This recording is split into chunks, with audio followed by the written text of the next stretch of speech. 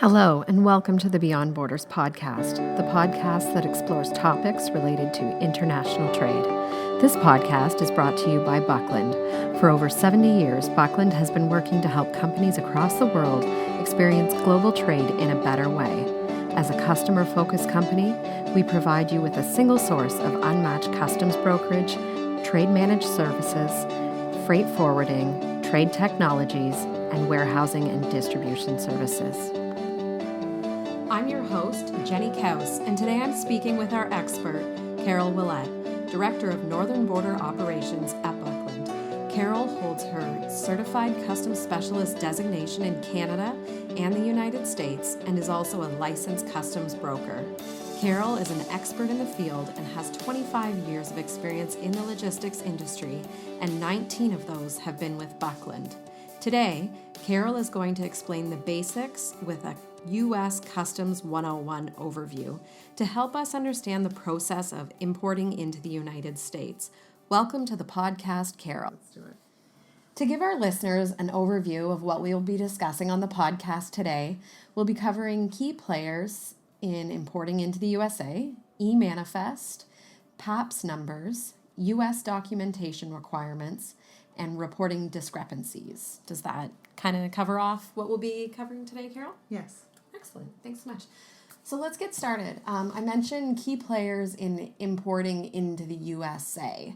Can you tell us kind of who the key players are with importing into the USA? Sure. We'll first talk about the responsibilities of Customs and Border Protection, also known as CBP. CBP, okay. Customs assesses and collects customs duties, fees, and actually any penalties that are due on imported goods. Okay. They have the right to deny, search, seize, or request any additional information of all goods imported into the U.S. Additionally, they also maintain importer profiles. This will impact the importer's ability to participate in certain customs initiatives that are designed really to speed up the import process. Great. Okay. So I'm wondering if you can tell us a bit more about the exporter and the importer. Sure. Two more parties that are involved in the import transaction are the exporter. The exporter is primarily the person that arranges the transportation of goods. They generally supply the carrier with a customs documentation that's required really to ship into the U.S. Okay. The exporter can act as the importer, but they must comply with the same rules and regulations. They produce documents and they're given to the carrier who presents them to the customs broker, selected really by the importer of record. Great. The importer is a little different. They're the party responsible for the goods. Okay. And what I mean by that is they must pay any applicable duties to U.S. Customs or CBP. They're ultimately responsible for the accuracy of the information that's presented to Customs, and they're also responsible to maintain records. The importer of record has the obligation towards the U.S. government and really must comply with the rules and regulations that are set by CBP, regardless of where they reside, whether it be in U.S. or Canada. Great. Okay, so what about, I've heard the term EManifest. Would you be able to explain what the EManifest is? Sure. The EManifest, really with the implementation of ACE, it really transformed the way that goods are accounted for, both on the carrier side and also on the customs brokerage side.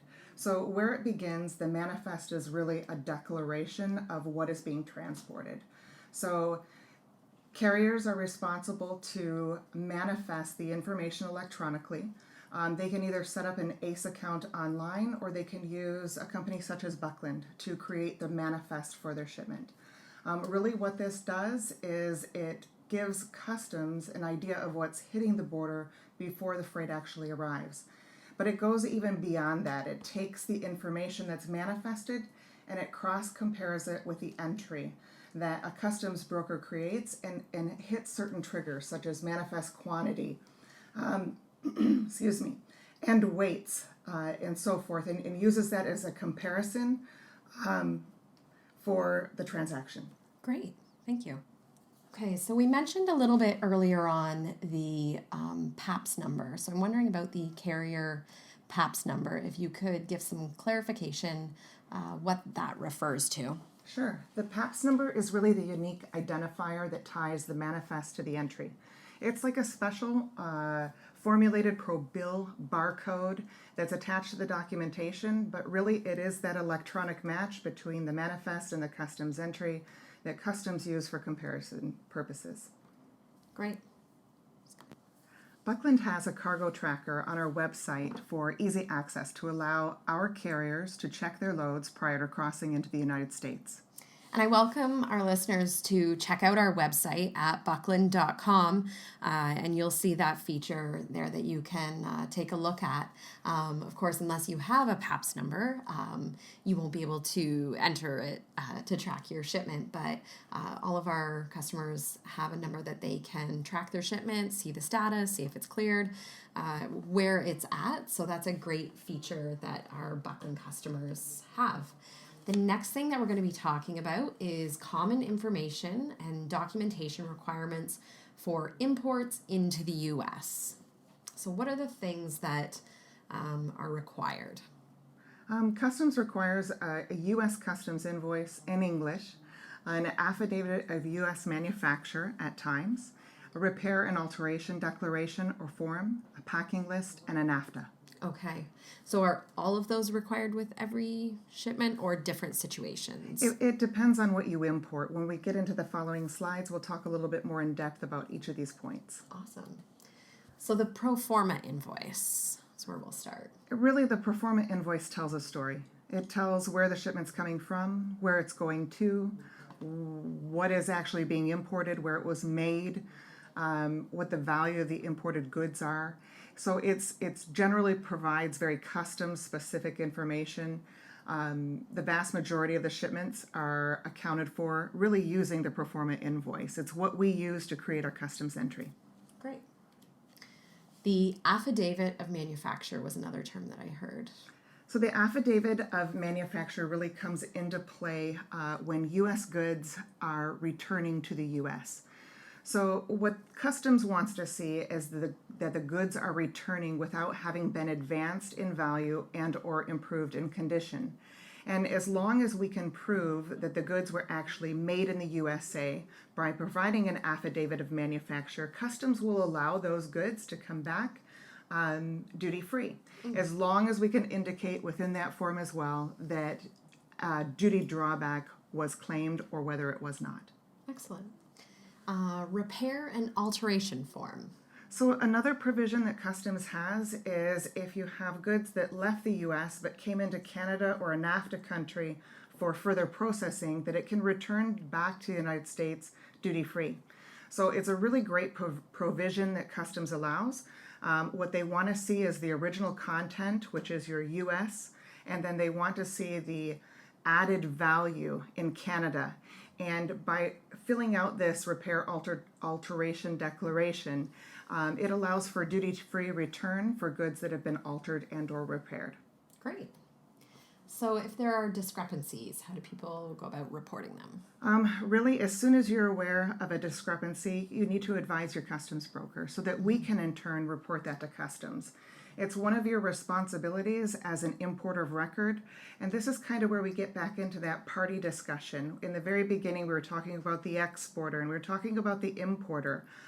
Most of the time, the exporter is the one who completes the pro forma invoice, but remember, it's ultimately the importer of record's responsibility to report those discrepancies to customs. It could have to do with price, it could have to do with quantity, and those need to be rectified as soon as you become aware. Awesome. Okay, well that's been a really great overview, and it's certainly helped me understand the topic a little bit more. So thank you so much for taking the time to explain that to us today, Carol. I appreciate your time and your expertise. As I mentioned, Carol is our Director of Northern Border Operations here at Buckland, and thank you so much. Thanks, Jenny. That's the Beyond Borders podcast for today. Thank you so much for listening. If you're looking for resources related to international trade, visit the Buckland website at buckland.com and check out the Learning Guides section for downloadable resources ranging from Incoterms reference charts tips for avoiding border delays, things to keep in mind when choosing a broker, and more. Please feel free to reach out to us by visiting the Contact Us page at buckland.com for more information or to receive a quote today. Thank you for listening to the Beyond Borders podcast, and be sure to subscribe for more great conversations about importing, exporting, and everything else in the world of logistics and international trade.